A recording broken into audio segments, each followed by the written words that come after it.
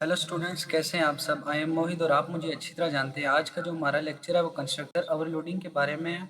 आज हम constructor overloading पढ़ेंगे कि सी शार्प में होती क्या है। इससे पहले हम कंस्ट्रक्टर के बारे में पढ़ चुके हैं और कंस्ट्रक्टर की टाइप्स के बारे में भी पढ़ चुके हैं। डिफ़ॉल्ट कंस्ट्रक्टर का पढ़ा है और हमने पैरामीटराइज कंस्ट्रक्टर का पढ़ा है। बेसिकली जो कंस्ट्रक्टर ओवरलोडिंग होती है ना, वो with the use of parameterise constructor होती है। आप डिफरेंट टाइप्स के पैरामीटर यानी डेटा टाइप्स होती हैं, उनकी अलग अलग होती है। आप उनको कंस्ट्रक्टर में देते हो और इसी तरह जब ऑब्जेक्ट आप यूज़ करते हो, ऑब्जेक्ट बनाते हो, तब उन पैरामीटर जो आपने डेटा मेंबर्स होते हैं उनको वैल्यूज़ पास कर देते हो। तो चले ये स्टार्ट करते हैं। अब intro to constructor overloading. Constructor overloading का मतलब है कि आप क्रिएट कर रहे हो multiple constructor in the same class.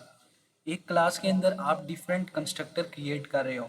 आपको पता है कंस्ट्रक्टर का जो नाम होता है वो क्लास का नाम सेम होता है। इसकी कोई रिटर्न टाइप नहीं होती है। कंस्ट्रक्टर यूज ही किस लिए होती है, कोई वैल्यू इनिशियलाइज करने के लिए।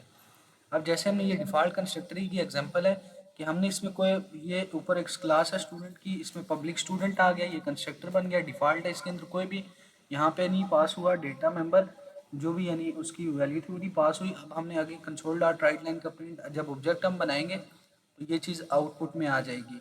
ये डिफ़ॉल्ट कंस्ट्रक्टर का कंसेप्ट था। अब ये हम जो है ना इसकी कंस्ट्रक्टर ओवरलोड करते हैं।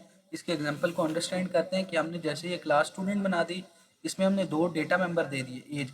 अब पहला जो होगा डिफ़ॉल्ट कंस्ट्रक्टर, हमने देखे इसको कोई पैरामीटर पास नहीं किया, नेम हमने रैंडम खुद से अननोन कर दिया, एज इक्वल टू 0, यानी कोई वैल्यू एक तरह से शामिल ही नहीं दी। यानी ये हमने इसको पैरामीटर में कोई पैरामीटर नहीं दिया। ये जो काम करेगा ये करेगा डिफ़ॉल्ट कंस्ट्रक्टर की तरह। जैसे ही अपने स्टूडेंट S1 न्यू स्टूडेंट, इसको कोई वैल्यू पास नहीं की, जस्ट ये इस चीज़ को कर देगा कॉल। अब देखें ये एक जो है ना, अब इसमें ये कोई चीज़ आउटपुट में नहीं लाएगा। जो दूसरा है ना, ये पब्लिक स्टूडेंट स्ट्रिंग एन। अब यहाँ पे ये होगा ना कि ये नेम के इक्वल एन कर दिया हमने। हम यहाँ पे अगर हम स्ट्रिंग नेम ही लिखते तो तब ये होता कि हमें this dot name equal to name करना होता। दिस का कीवर्ड यूज़ करते हैं तो तब ये चीज़ें सेम हो जाती हैं। ये जो वैल्यू होती है, जो वो डेटा मेंबर होता है, ये दोनों सेम हो जाते हैं तो कन्फ्यूजन क्रिएट हो जाती है। अब यहाँ पे एज को 0 है और हम जब एक ही पैरामीटर की वैल्यू ये स्टूडेंट S2 में पास करेंगे तो वो नेम हमारे पास अली आ जाएगा। ठीक है, यहाँ पे अननोन और ऊपर वो 0 था। जब हम S1 डॉट डिस्प्ले करते तो ये चीज़ आ जाती, इसमें हमारे पास अली आ जाएगा सिर्फ। अब देखें कंस्ट्रक्टर जब दो पैरामीटर्स पास हुए, स्ट्रिंग एन और इंट ए, इसमें ये नेम को एन के इक्वल, एज को ए के इक्वल कर दिया। अब ये दो वैल्यू जो हमने इसमें यहाँ पे देखें, ये स्ट्रिंग एन और इंट ए हो गया। ये जो ऑब्जेक्ट S3 बना इसमें हमने ये दो चीज़ें, दो वैल्यूज़ पास कर दी, अहमद और 22। इसी तरह हमने डिस्प्ले का मेथड बना दिया। Console dot right line name को एज को कर देगा, फिर हमने मतलब ये डिस्प्ले को इसी को कॉल करेंगे, इन्हीं की वजह से ये चीज़ें आउटपुट में आएंगी। और बाकी ये देखें जब हमने ऑब्जेक्ट बनाए, ऑब्जेक्ट में हमने ये इसमें कोई वैल्यू पास नहीं की, इसमें एक वैल्यू पास की और इसमें देखें एक ही था।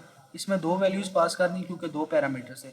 लेट्स सपोज यहाँ पे अली और 22 होता और नीचे अहमद होता तो ये ऑटोमेटिकली जो सेकंड ऑब्जेक्ट था ये सेकंड दो पैरामीटर्स वाले कंस्ट्रक्टर को अंडरस्टैंड कर लेता कि वो समझ जाता कि ये इसकी वैल्यूज़ हैं। तो यही आज का हमारा लेक्चर था कंस्ट्रक्टर ओवरलोडिंग के बारे में।